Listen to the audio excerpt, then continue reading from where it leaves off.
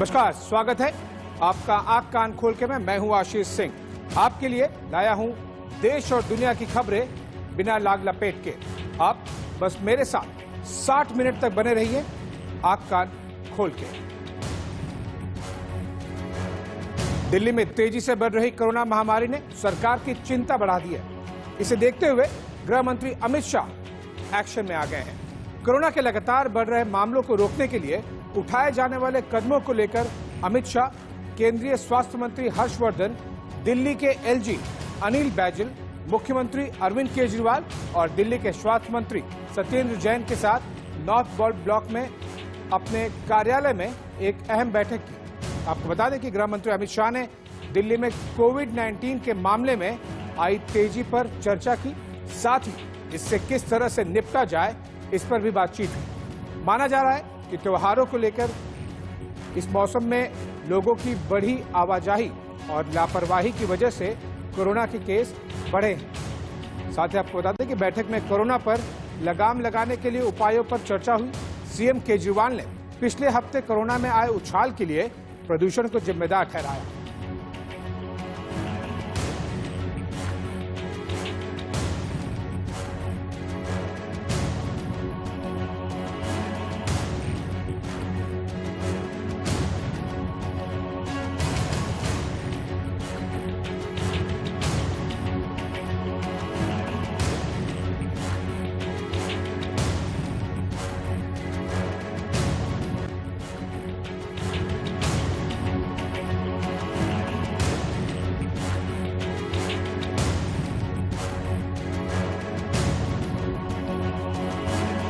दिल्ली में कोरोना ने कहर बरपा रखा है। आपको अब ग्राफिक्स के जरिए समझाते हैं कि दिल्ली में पिछले 24 घंटे के दौरान 90 लोगों की मौत हो गई। पिछले 24 घंटे में कोरोना के 7,340 नए मामले सामने आए हैं। साथ ही आपको बता दें कि दिल्ली में कोरोना के अब तक कुल 4,82,170 मामले दर्ज हो चुके हैं। यहां अब तक इस बीमारी की चपेट में आने वाले मरने वालों की संख्या बढ़कर 7,519 हो गई है। ये बड़े आंकड़े जाहिर सी बात है न केवल दिल्ली बल्कि केंद्र सरकार की भी नींद उड़ाने के लिए काफी है। दिल्ली की रात हुई आतिशबाजी से दिल्ली की हवा गंभीर स्थिति में जाके पहुंच गई है। आपको बता दें कि कई जगहों पर एयर क्वालिटी इंडेक्स खतरनाक लेवल पर पहुंच चुका है। दिल्ली के कई इलाकों में एयर क्वालिटी इंडेक्स 1000 तक पहुंच गया। कल आधी रात से सुबह तक पूरी दिल्ली पटाखों के प्रदूषण की चादर में लिपटी रही। दिल्ली के आनंद विहार और पंजाबी बाग में एयर क्वालिटी इंडेक्स 500 के पार पहुंचा, तो वहीं शहीद सुखदेव कॉलेज और बिजनेस स्टडीज के आसपास में AQI 900 के पार रहा। सुप्रीम कोर्ट और एनजीटी के आदेश के बावजूद दिवाली की रात दिल्ली NCR में जबरदस्त आतिशबाजी हुई है, जिसका नतीजा ये रहा कि दिल्ली के जामा मस्जिद और लाल किला इलाके में विजिबिलिटी बेहद कम रही और सड़कों पर स्मॉग पसरा रहा।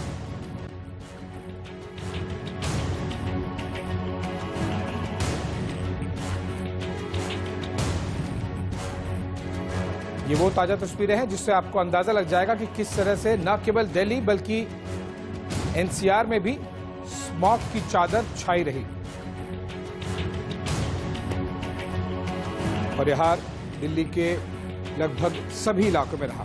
दिल्ली में प्रदूषण अब तक के सबसे खतरनाक लेवल पर पहुंच गया है। आपको दिखाते हैं दिल्ली के 12 इलाकों की तस्वीर। ये तस्वीर Lodhi road, Khan market, Sewanagar, Rajpath, IGI, airport, Anand Vihar ITO की है। इन अलग अलग तस्वीरों से आपको अंदाजा लग जाएगा कि जैसे मैं आपको पहले बता रहा था कि न केवल दिल्ली बल्कि पूरे नेशनल कैपिटल रीजन NCR पे प्रदूषण की चादर छाई रही। हालांकि कुछ इलाकों में हल्की फुल्की बूंदाबांदी हुई थी दोपहर को और उसी के चलते हुए थोड़े से प्रदूषण में कमी आने की संभावना है, लेकिन ये दिल्ली के अगली सुबह यानी कि आज सुबह जब दिवाली के अगले दिन दिल्ली और NCR के लोग सो के उठे तो स्मॉग की चादर से घिरे हुए थे। के हर गली में कहीं ना कोई पटाखे ज़रूर फोड़ रहा था और इसी वजह से आज जो पोल्यूशन का लेवल है बहुत ज़्यादा बढ़ चुका है, सीवियर कैटेगरी में पहुंच चुका है।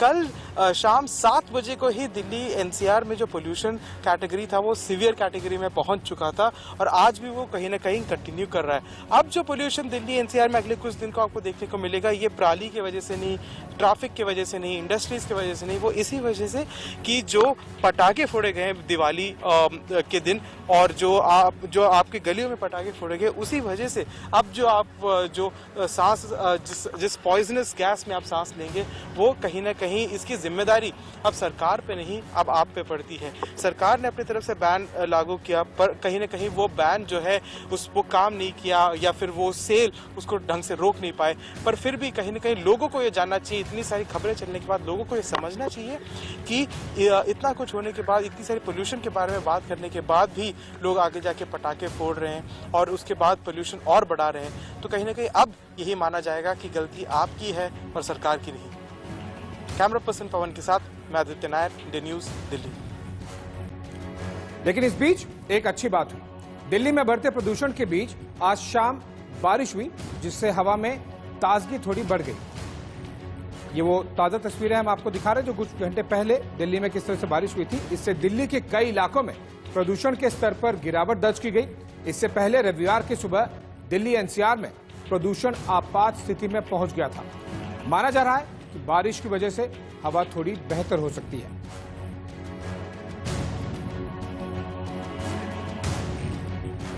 प्रदूषण की समस्या सिर्फ दिल्ली एनसीआर में नहीं बल्कि लखनऊ में भी प्रदूषण खतरनाक स्तर पर पहुंच चुका है। रोक इसे लगाई गई थी एनजीटी द्वारा ताकि जो हमारा मौसम रहे वो सुरक्षित रहे, वातावरण खुशगवार रहे और हम साफ हवा में सांस ले सके। लेकिन इसकी जमकर धज्जियां उड़ाई गई और आलम यह रहा कि दिवाली में पटाखों पे रोक के बावजूद भी जम के पटाखे चले, जम कर खरीद फरोख्त हुई। इस वक्त हम खड़े हैं लखनऊ शहर में और यहाँ की हम बात करें, एयर क्वालिटी इंडेक्स की बात करें तो सुबह यानी कि दिवाली की अगली सुबह 400 के आसपास था, लेकिन दोपहर आते आते ये 350 के आसपास हो गया। आप देख सकते हैं अगर क्वालिटी इंडेक्स की बात करें तो यहाँ पर लोहिया पथ पर 1 मीटर लगा हुआ है जो कि हर पल ये बताता है एयर क्वालिटी इंडेक्स का क्या है और वो ये चेतावनी देता है कि अभी नहीं सुधरे तो शायद बहुत देर हो जाएगी। आप देख सकते हैं अगर हम अभी की हम बात करें, इस वक्त की हम बात करें तो एयर क्वालिटी इंडेक्स 346 के आसपास है।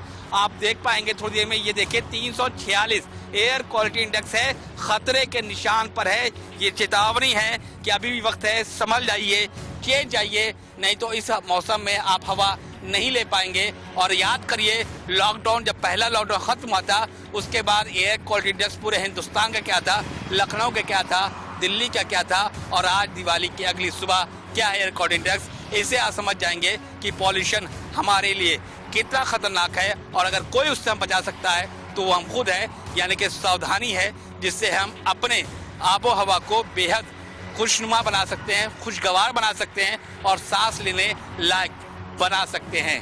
वीडियो जर्नलिस्ट हरिओम के साथ खुर्रम निजामी, इंडिया न्यूज, लखनऊ। दिवाली के बाद वही हुआ जिसका सभी को डर था। देश में कई जगहों पर AQI लेवल 900 के पार पहुंच चुका है। देखिए भोपाल में क्या हाल है।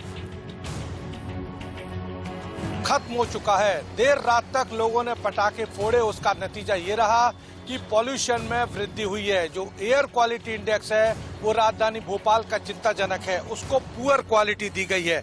यानी कि यदि 200 से ऊपर जो डेटा होता है वो जाता है 200 से लेकर 300 तक, तो उसको पुअर क्वालिटी बताई गई है। यानी कि ये जो पॉल्यूशन का लेवल है वो पुअर का मतलब ये होता है कि जो श्वसन तंत्र है, जो सांस लेने में दिक्कत, जब ये डेटा रहता है तो आपको सांस लेने में दिक्कत जाएगी। यदि ज़्यादा देर आप इस तरह के वातावरण में रहे तो आपको सांस की बीमारी हो सकती है। कोविड वैसे ही चल रहा है और ऐसे में यदि सांस की बीमारी होती है तो कोविड का खतरा लगातार बढ़ेगा। हालांकि आपको बता दें कि जो मध्य प्रदेश प्रदूषण कंट्रोल बोर्ड है उसने 52 जिलों का जो आंकड़ा दिया है उसमें 50% से ज्यादा जिले ऐसे हैं जहां पर कि एयर क्वालिटी इंडेक्स पुअर पाया गया है। कैमरामैन अरविंद साहू के साथ सरस्वती चंद, इंडिया न्यूज, भोपाल। दीपावली त्योहार के सीजन में देश भर में लगभग 72,000 करोड़ का व्यापार हुआ। लेकिन खास बात यह रही कि चीन को इसमें भारी नुकसान हुआ है। अब हम आपको ग्राफिक्स के जरिए समझाते हैं। कोरोना महामारी के गंभीर संकट के बीच इस वर्ष दिल्ली का त्योहार अलग ही अंदाज में पूरे देश में मनाया गया, जिसमें चीनी सामानों का पूर्ण बहिष्कार भी दिखा। देश के व्यापारियों ने चीन को 40,000 करोड़ रुपए का व्यापार का बड़ा झटका दिया है। भारतीय सामानों पर अगर हम नजर डालें तो बड़े पैमाने पर उपयोग हुआ। पीएम मोदी के वोकल फॉर लोकल और आत्मनिर्भर भारत का नारा साकार होता दिखा। इसके साथ ही भारत के लोगों ने उत्सव के सामानों की खरीद बिक्री के मामले में कोरोना और चीन दोनों को पछाड़ दिया है।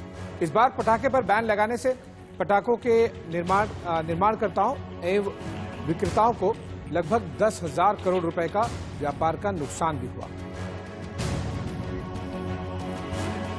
महाराष्ट्र में कोरोना बीमारी को देखते हुए पिछले 7 महीने से बंद धार्मिक स्थानों को श्रद्धालुओं के लिए कल से फिर से खोला जा रहा है। मार्च में कोरोना वायरस संक्रमण के चलते जो लॉकडाउन लगाए गए थे, उसके बाद राज्य में सभी मंदिर, मस्जिद, गुरुद्वारा, चर्च और बाकी धार्मिक स्थल बंद कर दिए गए थे। अब इन धार्मिक स्थलों को फिर से खोला जा रहा है। मुख्यमंत्री उद्धव ठाकरे ने शनिवार को दिवाली के मौके पर राज्य के लोगों के लिए यह ऐलान किया। इसकी घोषणा करते हुए सीएम उद्धव ने लोगों से नियमों का पालन करने की अपील भी की।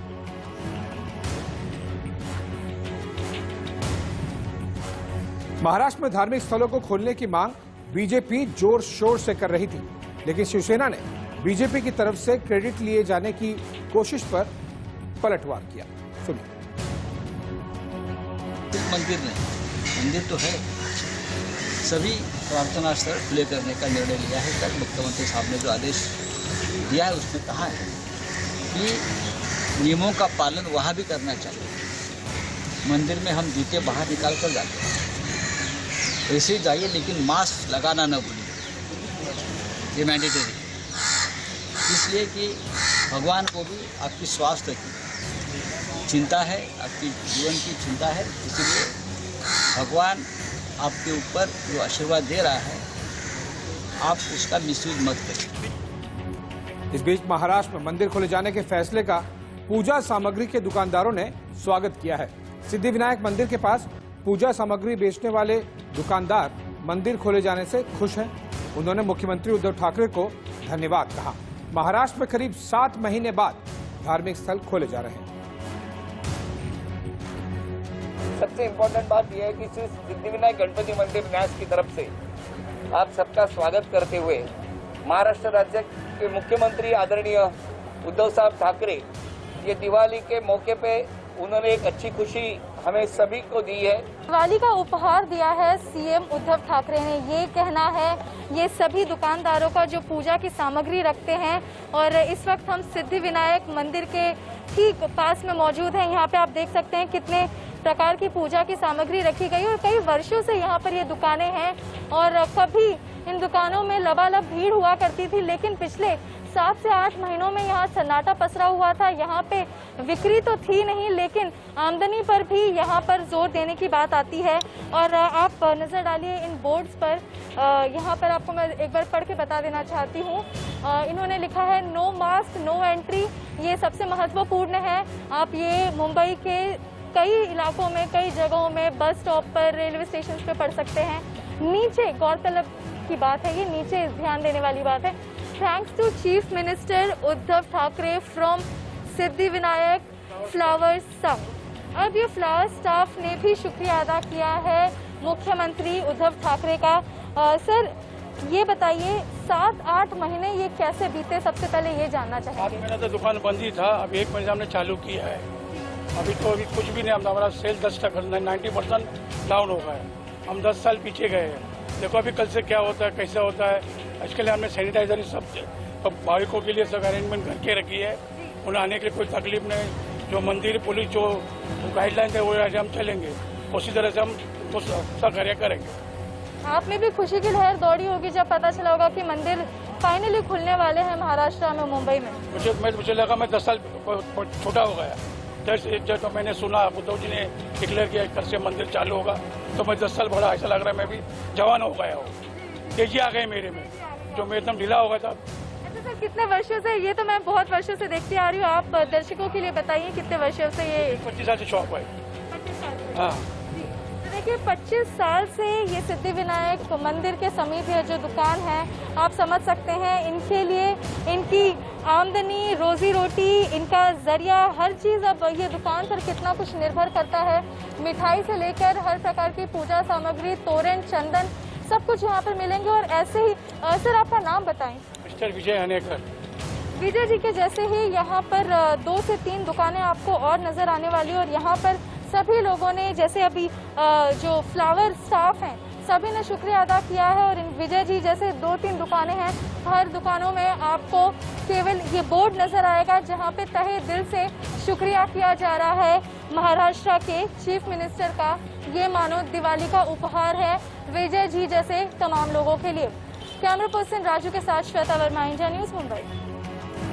मुंबई के सिद्धि विनायक मंदिर में दर्शन करने के लिए एक ऐप बनाया गया है जिसका नाम है सिद्धि विनायक टेम्पल ऐप। अब आपको ग्राफिक्स के जरिए समझाते हैं, जिसके जरिए QR कोड जनरेट करना होगा।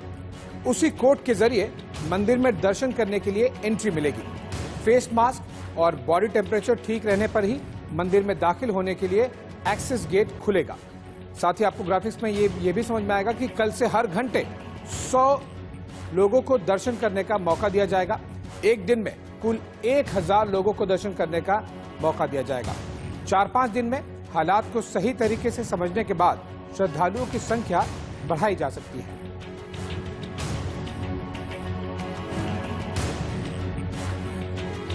तेलंगाना में हैदराबाद के कुकलपट्टी में एक शोरूम में आज भयानक आग लग गई, जिसमें काफी नुकसान होने की खबर है। हार्डवेयर के शोरूम में लगी आग को काफी मशक्कत के बाद बुझाया जा सका। इसके किसी के हताहत होने की खबर अभी तक नहीं है। आपको बता दें कि संपत्ति का भारी नुकसान लेकिन जरूर हुआ है।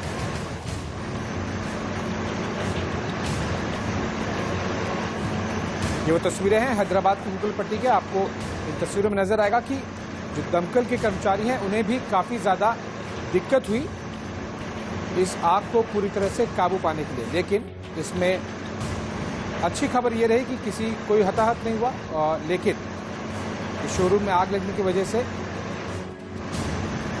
काफी संपत्ति का नुकसान जरूर हुआ है।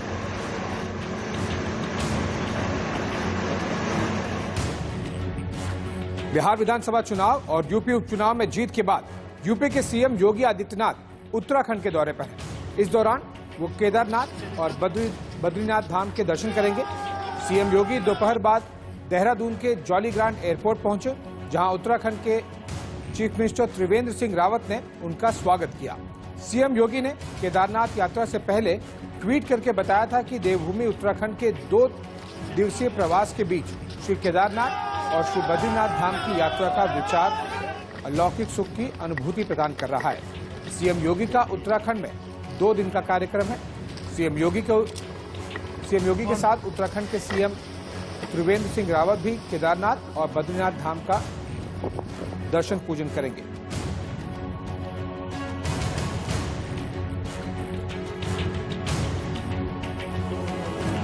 केदारनाथ जी का आदेश आया, हम उनके श्री चरणों में यहाँ पर आज दर्शनार्थ पहुंचे हैं। कल से इस पावन धाम के कपाट बंद हो रहे हैं। यद्यपि मुझे काफी दिनों के बाद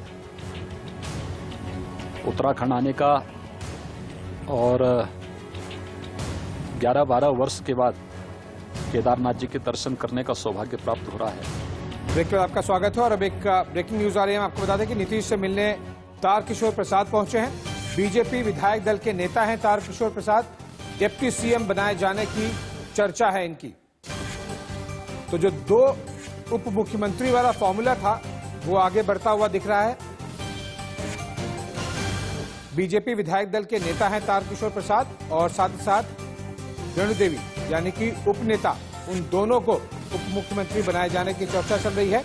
और इसी बीच नीतीश कुमार से मिलने पहुंचे हैं तारकिशोर प्रसाद। आपको बता दें कि कल नीतीश कुमार मुख्यमंत्री पद की शपथ लेते हैं। बिहार में सरकार गठन को लेकर तस्वीर साफ हो गई है।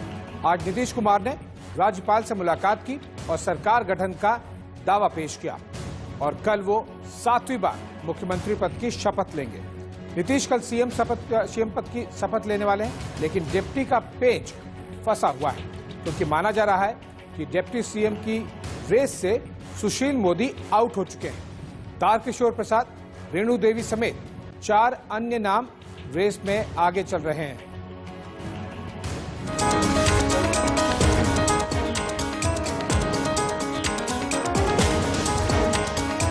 बिहार में नीतीश कुमार 7वीं बार मुख्यमंत्री का पद संभालने जा रहे हैं। विधायक दल का नेता चुने जाने के बाद नीतीश कुमार ने राज्यपाल फागू चौहान से मुलाकात की और सरकार बनाने का दावा पेश किया।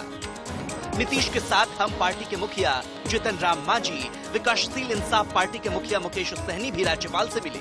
इसके साथ ही केंद्रीय गृह राज्य मंत्री नित्यानंद राय भी नीतीश कुमार के साथ राजभवन पहुंचे। कल शाम 4:30 बजे शपथ ग्रहण का वक्त मुकर्रर हुआ है। ये विधानमंडल दल की बैठक हो गई, उसमें फिर मुझे नेता के रूप में निर्वाचित किया गया। महामहिम राज्यपाल महोदय को उसका पत्र आज अभी दे दिया गया और उन्होंने इसको स्वीकार करते हुए मुख्यमंत्री के रूप में मनोनीत कर दिया। इसके बाद हम लोग बैठकर कल शपथ ग्रहण समारोह होगा, कल 4 साढ़े 4 बजे, जो भी होगा आफ्टरनून में होगा और उसके बारे में कितने लोग शपथ लेंगे, इन सब चीजों के बारे में अब निर्णय होगा। पटना में एनडीए के नवनिर्वाचित विधायकों की बैठक में नीतीश कुमार को एक बार फिर से एनडीए के विधायक दल का नेता चुना गया। इस तरह से नीतीश कुमार एक बार फिर से बिहार के सीएम बनेंगे। सूत्रों की मानो तो एनडीए की जब बैठक हुई उसमें सबसे पहले नीतीश कुमार ने भारतीय जनता पार्टी से कहा कि अगर आप चाहते हैं तो भारतीय जनता पार्टी का ही अगला मुख्यमंत्री होगा।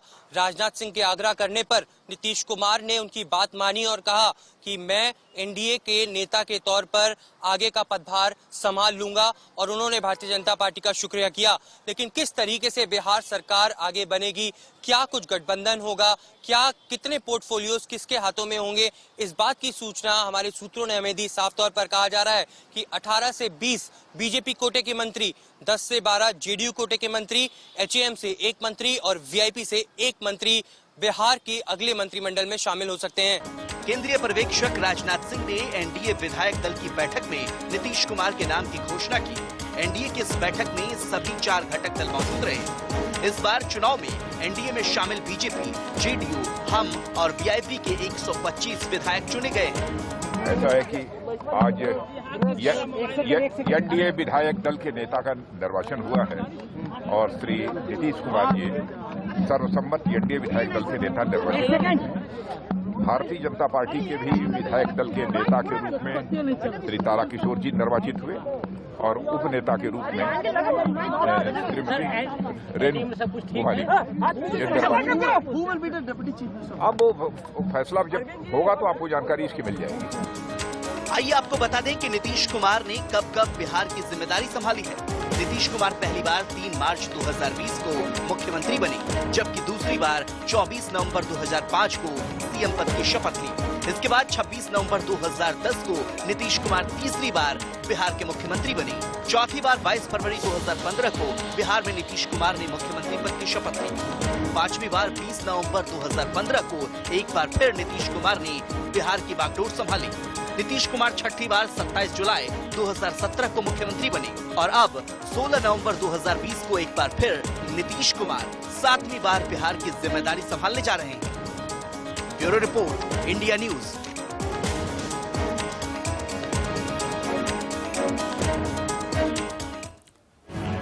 डिप्टी सीएम की रेस से करीब करीब आउट हो चुके सुशील मोदी, जो कि अब तक बीजेपी के सबसे बड़े लीडर थे बिहार में, वो अब आउट हो चुके हैं और अब जो 2 नए नाम सामने आए हैं वो हैं रेणु देवी और तारकिशोर प्रसाद। और इस पर ज्यादा जानकारी के लिए मेरे साथ मेरे सहयोगी ऐश्वर्या लाइव जुड़ रहे हैं पटना से। ऐश्वर्या, ये जो एक पोर्टफोलियो डिस्ट्रीब्यूशन है इसमें तो लग रहा है कि जिस तरह से बीजेपी 74 सीटों के साथ में एनडीए में बड़ा भाई बनकर उभरी है, उसके बाद में मिनिस्ट्रियल पोस्ट पोर्टफोलियो उन्हें काफी ज्यादा मिल रहे हैं, लगभग दुगना जेडीयू के मुकाबले।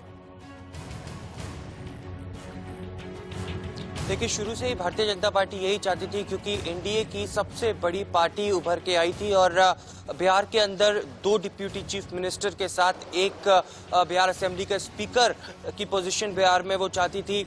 कहीं ना कहीं 18 से 20 मंत्री भारतीय जनता पार्टी के कोटे से हो, ये भी भारतीय जनता पार्टी का कहना था।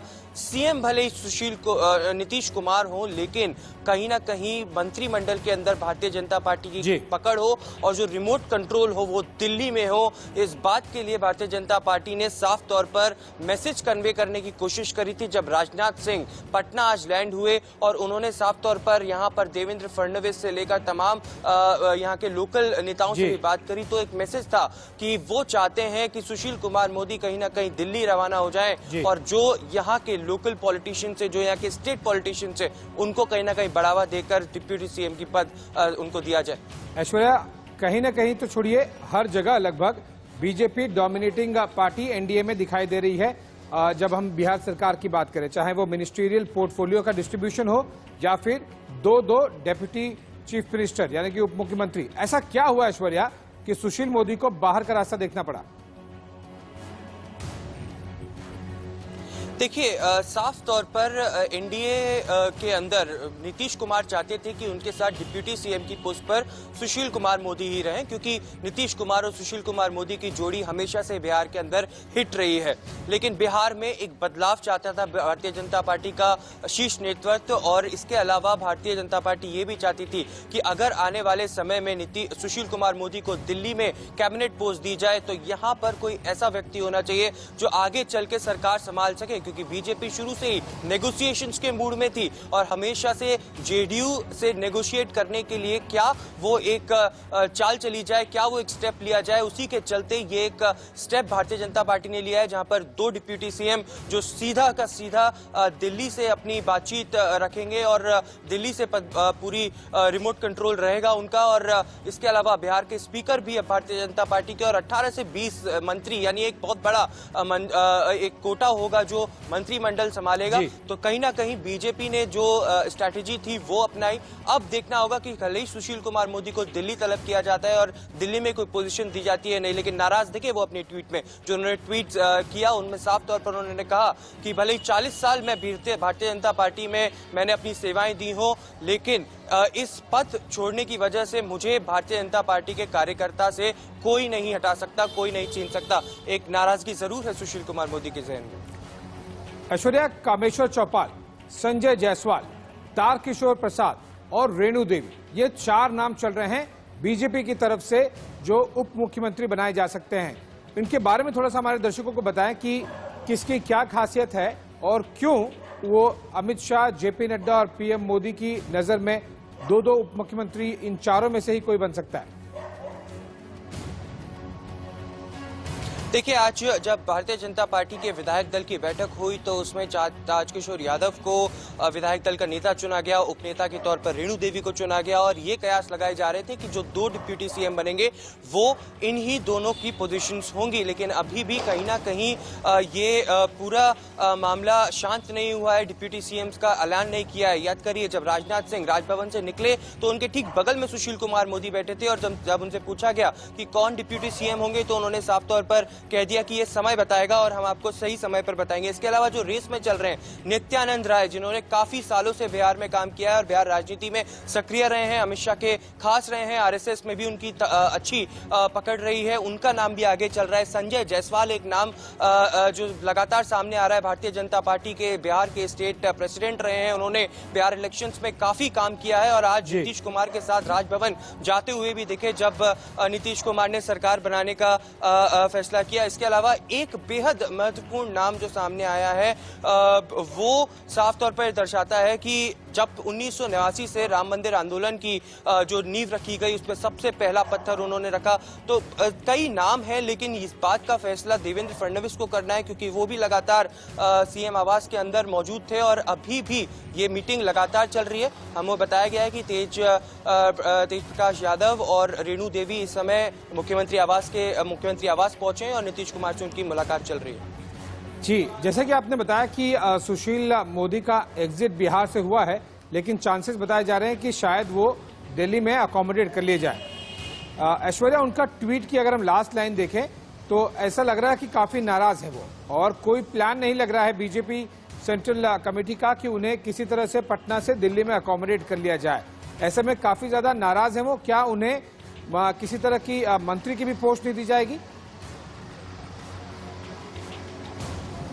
देखिए, साफ तौर पर मंत्री की पोस्ट तो नहीं मिल सकती, क्योंकि एक तरह का उनका डिमोशन होगा। और सुशील कुमार मोदी की जिस तरीके से भारतीय जनता पार्टी के बिहार के नेतृत्व में पकड़ है, वो शायद ही इस पूरे डिसीजन से खुश होंगे, और इसीलिए उन्होंने ये ट्वीट करके कहा कि मुझे भारतीय जनता पार्टी के कार्यकर्ता के तौर पर कोई मुझसे नहीं छीन सकता है और मैं भारतीय जनता पार्टी का कार्यकर्ता रहूंगा। उस पर गिरिराज सिंह का क्या रिप्लाई आता है, आप देखिए। गिरिराज सिंह ने साफ तौर पर कहा कि कोई भी पद छोड़ने से आपकी गरिमा कम नहीं हो जाती है। साफ तौर पर राजनाथ सिंह के बगल में बैठे थे और राजनाथ सिंह को जब एयरपोर्ट भी रिसीव करने गए, वहां से सीधे स्टेट गेस्ट हाउस गए, तब तक सुशील मोदी खुश नजर आ रहे थे, लेकिन उसके बाद कहीं ना कहीं उनकी गंभीरता दिख रही थी उनके शक्ल पर, उनके हाव भाव से हम पहचान सकते थे कहीं ना कहीं कुछ गड़बड़ जरूर नजर आ रही है। लेकिन कहीं ना कहीं शीर्ष नेतृत्व जानता है कि सुशील कुमार मोदी ने कितना ज्यादा काम किया है बिहार के अंदर, और कहीं ना कहीं उनको अकोमोडेट जरूर करेंगे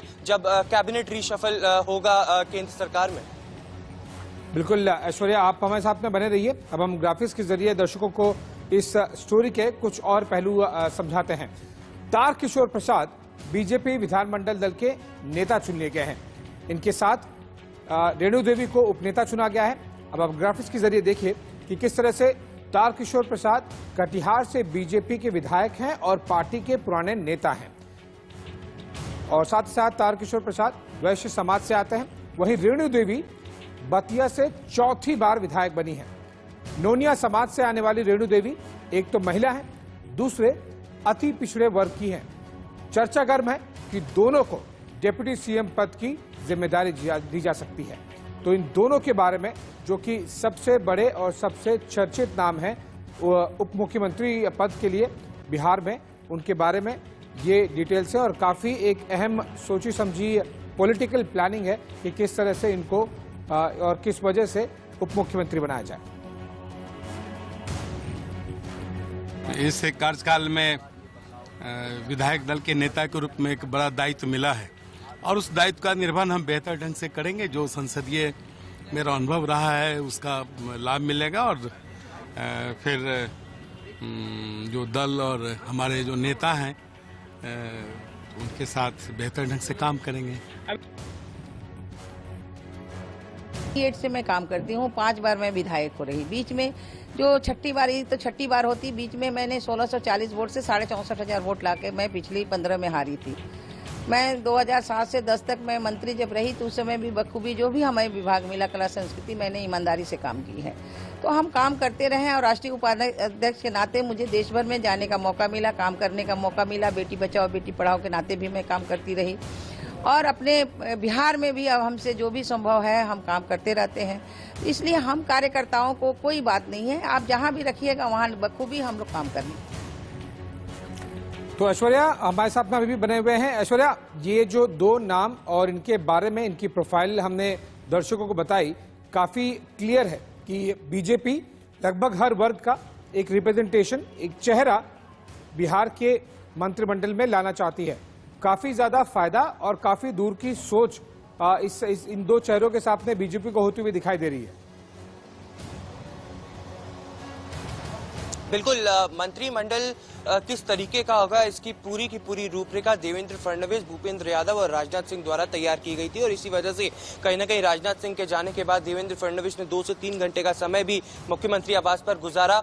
जो रूपरेखा की आप बात कर रहे हैं, साफ तौर पर एक दूरदृष्टि कहें भारतीय जनता पार्टी को आगे कौन संभाल सकता है, जो डिप्टी सीएम चुना जा रहा है क्या आगे चल के वो सीएम की पोस्ट भी संभाल सकता है, इन तमाम बातों को देखते हुए और खास तौर पर रेणु देवी का नाम जो बड़ी चौंकाने वाला था, क्योंकि एक दलित समाज से, पिछड़े समाज से वो आती हैं और कहीं ना कहीं वोट बैंक जिस तरीके से शिफ्ट हुआ था इस बार चुनावों के दौरान, उसको वापस गार्नर करने की कोशिश की जा रही थी।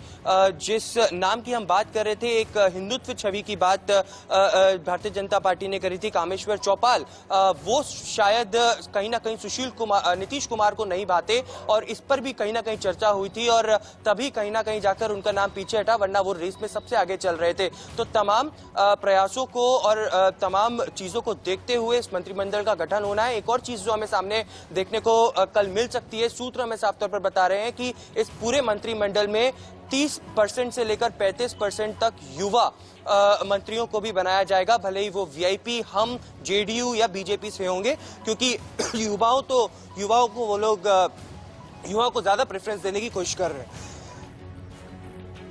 ओके ऐश्वर्या, आप हमारे साथ में बने रहिए और गिरिराज सिंह ने क्या ट्वीट किया है वो आपको दिखाते हैं।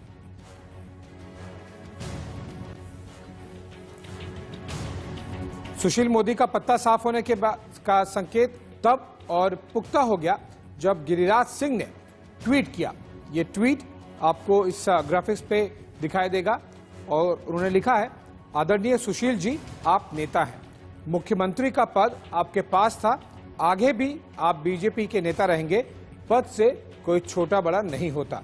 ये गिरिराज सिंह का ट्वीट था सुशील मोदी के ट्वीट के जवाब में और इससे काफी कुछ पिक्चर क्लियर हो जाती है।